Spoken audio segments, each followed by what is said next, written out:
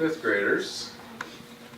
A couple things before we get started. First thing is I have to say thank you for being a great audience this morning. You laughed at some of the funny parts. Thank you very much. You were listening to the important parts. What were some of the important parts? What were things I said that you think would be good to remember? Use your author's voice. Use your author's voice. Today we are going to write with our author's voice. We need kids who can stand up and think for themselves. You know when I talk about author's voice? That's what author's voice is.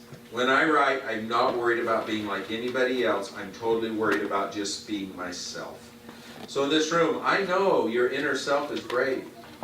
I know you have that inner voice that we need in this world. So please do not be shy when we write today. So today, I want more voice in your writing. I want more power in your words. I want more of you on the paper. This is not something that makes us tired or lazy or bored. This is something we do that makes us get excited and feel alive and feel inspired. To help you think, I'm going to turn on my thinking machine. You're going to close your eyes and go into the author zone. In the author zone, we're giving it the 1-2 punch. You get one main event. So if you go to Lagoon, how many rides do you get to write about? 2 means you have to think twice of all the details. So pretty soon you're consumed in details and you're not even worried about the next ride. If you write about a camping trip, how many main events do you get? 1. Last week a kid wrote a whole page about roasting a marshmallow. It was brilliant. My favorite part is when he wrote, those neon orange and blood red flames seem to be taking turns, chasing each other up and down that blackened chimney.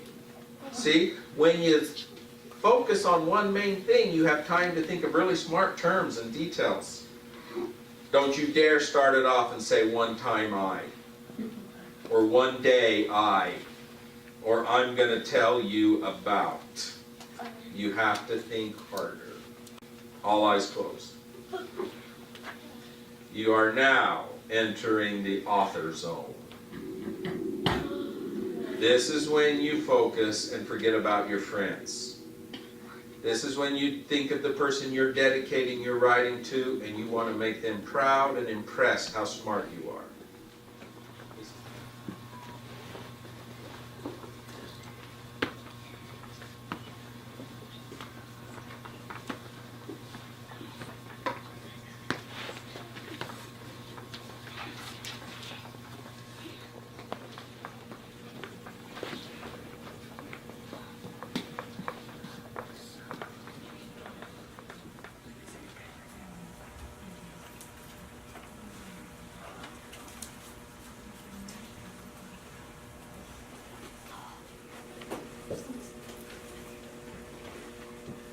What's this word?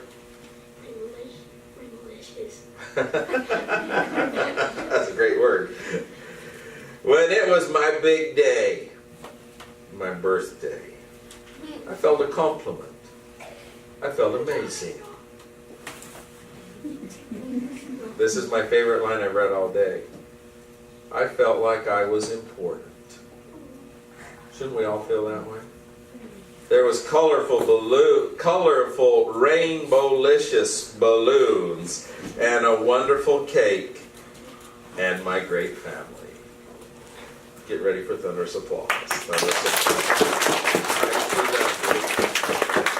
Boys and girls, don't live a life without claiming the superpower of author's voice.